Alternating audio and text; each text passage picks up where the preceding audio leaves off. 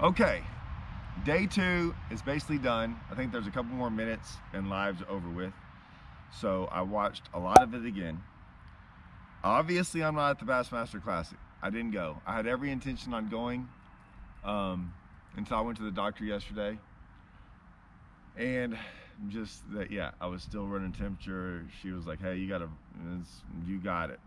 So viral infection, obviously, very contagious to a degree, in the sense of when you're running temperature, you're contagious. I wasn't gonna sit there and freaking start shaking everyone's hands at the Classic and get everyone sick. I thought that would be very irresponsible. Basically, which is weird, kind of have like the flu. So not the other, I don't have the other, but yeah, I usually feel okay, just like I did yesterday around this time, probably because I'm like taking my medicine and everything, so it's keeping my temperature down. But I did wake up this morning with temperature, had it all day yesterday for the most part. I got it knocked down right now. Besides all that, so I have watched a lot of it.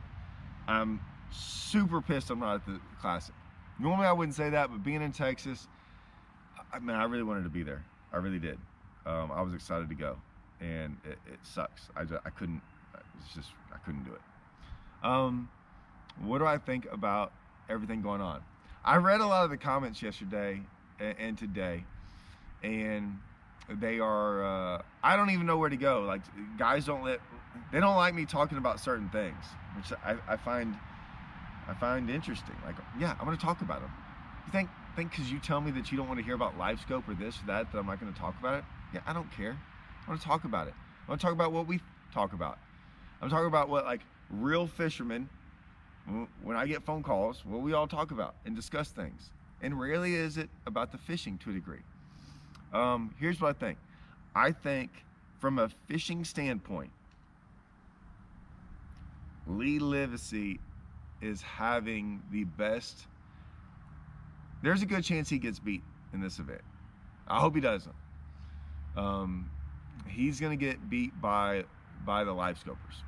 And he's gonna fish about as perfect of an event so far as I think you can fish.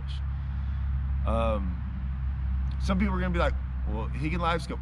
I get all that. I don't really care. I don't really care what y'all think. I'm just telling you what I think. There's a definite guys that are LiveScoping and guys that aren't. Okay?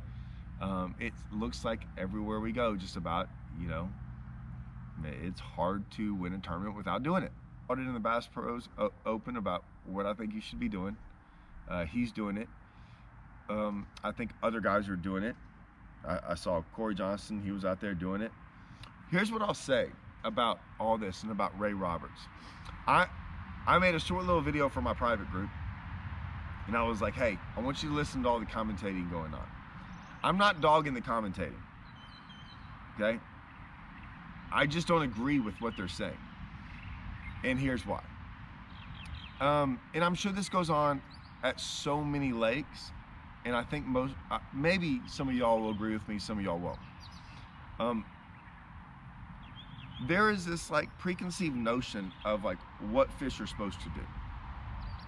Does that make sense? Like, oh, it's sunny and hot. They're all pushing up. They're getting shallow, right? They're about to start spawning. It's the springtime and all these different things. Well, yeah, obviously that is true, but it doesn't mean it's like true, right? Here's what I mean by that. I could say something like this tournament, like sight fishing is going to be irrelevant in this tournament. And someone's like, I already saw a guy catch a fish on a bed. I'm like, is he leading it? Is he winning the tournament? Did he have 29 pounds doing it today? That, right? Like, that's my point. Is it like when you're I consider a really good sight fisherman. I think I'm one, and I think I'm better now than I was years ago, even though we won a lot back then. I still win now, but I don't look at sight fishing as, oh, I caught a fish when no one else caught a fish. Sight fishing. Great, I'm in 130th place and I caught a fish off of a bed. No, I kind of know when to not go sight fish because I know it really can't win you an event. Okay? That's the way I look at sight fishing. is that I'm only going to sight fish when I think it's, when you can, there's two reasons. One, when you think you can win an event, or two, you don't know how to catch another fish and you're like lost and you're like, I better just save myself, right? I heard a lot of the commentating about a lot of different things. A lot of guys were like, man, these guys are in the Classic, they're all going for the win. And when back in the day, they used to just be happy to be there. Day 2, I can promise you, there are very few guys trying to win this event. Most of them are trying to catch a limit, which I said, if someone could figure out how to catch, whoever caught 10 to 12 fish a day, dang near probably win this thing. It's just a hard place to catch fish, and usually when you do catch them, it's a big one. So I always said, catching a good number of fish a day, you're gonna be up there. Most of the guys now are just trying to survive. And absolutely, there is nothing wrong with that. There's nothing wrong with that. I'd be like that too. Like, you know, there's times where you can't win, and the start of the tournament you think you can, but about midway through day 2, you're like, man, I'm just trying to survive. I'm just trying to get through. I'm not on the winning fish. You start to realize that. You're not on the winning pattern, all these different things. So you're just trying to survive. So you're probably gonna revert sometimes back to like how you like to fish, right? So if I didn't know how to catch a fish and I'm like, man, I think I could probably go like scramble out some fish off beds. I'm not gonna win you the tournament, but you go do it. You go do it because you have to. Some guys are starting to do that right now in the event. Not sight fish, but I'm just saying in general, all kinds of different things. There's only about 4 or 5 guys up there that think they have a chance to win this event, which I think is like that in most tournaments. The other thing I've noticed, and like I said, my private group, I'm gonna talk to them because Ray Roberts is such a different animal, and a lot of the things they're all talking about is like what the textbooks say to go do. Like, well, the textbooks say that when conditions are like this and things are like this, and you know, we've had a sunny day or whatever, they're trying to get on the beds and all this stuff. I'm like, yeah, but to me, it really doesn't have anything to do with like how to go win a tournament on Ray Roberts. It's pointless to me. Kind of like I also heard him talking about like when you see him on camera, and if none of y'all have ever been to Ray Roberts, this is the problem with Ray Roberts. You go into pockets, and these pockets are like big giant trees out in the middle. Some of them are pole timber, but a lot of them have these like bushy trees on them, and then they're in different depths of water. Then you got grass, and the bank looks good, and like it looks pretty magical. It looks like this is the lake. Like, I'm gonna catch a fish on every cast. And then you go like 4 hours without a bite, and you're like, what's up? Well, like, I don't get it. That is Ray Roberts. And I've tried to explain that a couple times, that there are, where I see people fishing, like it's amazing. Like when they started off the tournament and I saw like where Trey is, and then even on day 2, I saw where Lee started, I saw where Corey started, and I saw where people started. And I'm like, oh, that's where you go catch the bags over 20. And then I see other places where people are catching fish. I'm like, yeah, that's where you go catch like 13 to 17. I don't understand it. I don't live there. I've just done really good in tournaments there. I've caught a lot of bags over 20 pounds, like a bunch. Like I've caught 10 bags over 20 in tournaments, and I've only fished the lake like 13 times. It's weird how like when you go there and you fish these phenomenal places, and these, I just never forget, Russell and me were down there the other day, and he was like, Todd, I've fished every drain with grass in it that's deep, like that's where they should be. I've caught 1 2-pounder. I'm like, I know. It's not that great. Do it like it makes sense. It like in the textbook, it's like this is the textbook spot. And nothing. Or when you do catch one, it's like it's not that big. And then you get in some other places and you're like, really? Back-to-back 5-pounders? A 7-pounder? A 4-pounder? And it makes a little sense, but you're like, I can't believe they look so close, but yet there, like, I don't know how many more times I have to go there and realize that I don't practice those places anymore, because I never, it's not that great. I can catch a fish, but that's not where you go catch these big bags. It just is what it is. So I'm listening to a lot of that stuff, and it frustrates me because I know this, right? And there's no way for you to know it other than just fishing a bunch, right? Over a couple years. I got lucky in the first tournament we ever fished there was a Triple T. I take that back. First tournament we ever fished there, I did not do that good. We did not do good. Caught like 14 pounds. It was not that great. It was like the first time me and Russell, I'll never forget, me and Russell, I looked at him and I said, hey man, I probably should have been more, this is when you had one of those fishing partner talks. So this is like back 2011 or 12 or something. I was like, all right, I probably should have said more to you and been more adamant about like, hey, I need you to throw this all day. And me and him, we're so close now, but like even then, we both looked at each other like, okay, from here on out, if you really think that I need to be throwing something different, let me know. When you fish with someone who's really good, you try to let them do their own thing. And I had practiced there a little bit. And after that tournament, he's like, yeah, from here on out, if I feel something or you feel something, let's talk to each other about it and make sure that like we're out there in the water. The next tournament, yeah, we weighed in like 25 pounds. The next year we went there, 25 pounds. We both did what we were supposed to do, smashed on them. And I learned a lot from that tournament. And then it was like, we smashed on them almost every single time. That lake is interesting because it has all those trees. And I remember saying like, those trees have 35 pounds on them, but they're just hard to catch sometimes. And I thought they would be hard to catch off those trees every single day. Now, you might win a tournament, a one-day event off of them, or you might catch 3 giants off of them. But I just knew too many guys that fished them that struggled. They would struggle at times, or lose them, right? You're only gonna get 5 bites and you lose 1, or you lose 2 and you have 3 big ones, but you don't have them. I noticed that going on with that lake. What I will say is this. I've never fished a tournament there, and I said this the other day, I've never fished a tournament there with like 50 guys. That's insane to me. Like every time we fished it, it's a TXCT or a Bass Champs.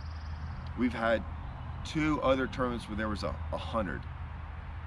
That's still twice as many now. When you fish against 100, it doesn't even feel like there's anyone on the lake. Like it's not that big of a deal.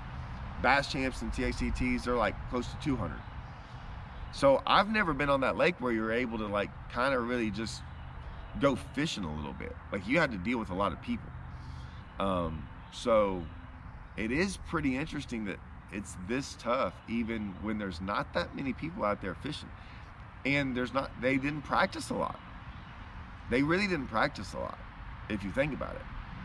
You know, a lot of our tournaments at least have one practice day where you put 200 guys out there practicing the day before and during the tournament. It's a lot. But yeah, I think they're really leaning into this, like fish moving up on beds and stuff, or they're moving up. I'm not saying fish aren't easing up a little bit, but dude, I think they would have caught them the same way they were catching them, even if the water stayed in the 50s and it wasn't sunny. Like they were catching them a week ago. They were catching them like this, I guarantee you, 3 weeks ago. It's just, this is the lake. This is Ray Roberts. Like I see nothing different. It shocked me about Ray Roberts in the fact that like, you get on other lakes and you do see that movement. You'll see that movement where they change drastically. I don't see it that much here. Not really. Correct me if I'm wrong. I mean, it's usually like this is where they live, and this is kind of, you have to get around them. You kind of have to sometimes change up the way you fish them for them a little bit at times, but for the most part, they're there.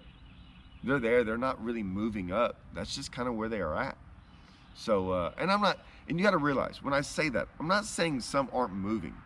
Like the sun The sun and the heat are you're going to get a couple new fish a day. That's the positive. But for the most part, most of them are already there. I just don't think there's this big giant migration. Like you get on some of these lakes like Rayburn or Toledo or I can't, I'm not thinking about it anywhere else around the country. You get these migrations from these fish out there, like thousands of fish out there deep. I don't really see that on Ray Roberts that much. And especially not this time of the year where, we're in mid-March. They've already migrated up to where they're supposed to be. I don't care how cold it is. But I will say, none of us, the whole spawning thing too, and this is the only reason I know this. If I didn't happen to go the other day, Monday and Tuesday, and we went sight fishing on some lakes around here, and it was like two of the worst days I'd ever seen. Now, did we catch? I'm not supposed to talk about this much, but on camera we did shoot a TV show, and we caught an absolute monster doing it. But it was two of the worst days I'd ever seen. And I talked to some buddies of mine, and they were like, "Yeah, it's like, what's the deal? Like they're not up. Like I said, we're really far away from them, 3 hours south of them. Our water temp is way warmer than theirs. For whatever reason, they're not up that great. That's why I don't even, like, it's pointless to go do that on Ray Roberts if you're trying to win the tournament. That's all I'm saying. I think it's turning out to be a pretty interesting event. I also noticed something too, which is really strange. I have never figured this out. This is my own theory about the fish on beds. We're trying to get on beds. That north wind's coming tomorrow, I think. From what they said, they're gonna have a northern, it's gonna blow from the north. The front, for whatever reason, does mess up fishing on beds. Like it throws them off a little bit. I think they just know that a front coming through brings cold weather, is my only thought, even though it might not even be that cold. So fronts seem to push them off, even though the water sometimes doesn't get cold. So I don't see that helping things. We'll see how much it blows tomorrow and see if it affects those live scopers as much. And because there's what, 2 or 3 guys that can maybe, Easton's got a giant lead. Like for 2 days, his lead, unless they're off or some guys make a little cut into that lead, he's got a giant lead. So I'll be honest with you, if Lee doesn't win it, I'm pulling for Easton. So, we'll see. We'll see if I think Easton's a good dude, from what I've heard. I know he's a Strike King guy, Strike King Lou's guy. Talked to him a little bit. Very he's a young kid, very respectful. I have nothing bad to say about that guy. And I think he can fish. So yeah, we'll see. We'll see. I got 2 guys I'm kind of rooting for. We'll see how it goes. Those are the 2 guys I'm rooting for. Those 2 right there. Man, maybe I'm way wrong about all this deal, and John Cox goes out there and catches 35 pounds. I'm a big John Cox fan. So he's one of the few guys I'd probably really listen to when it comes to sight fish. So, but yeah, that's my thoughts on day 2 of the Classic on Ray Roberts. Let me know what y'all think.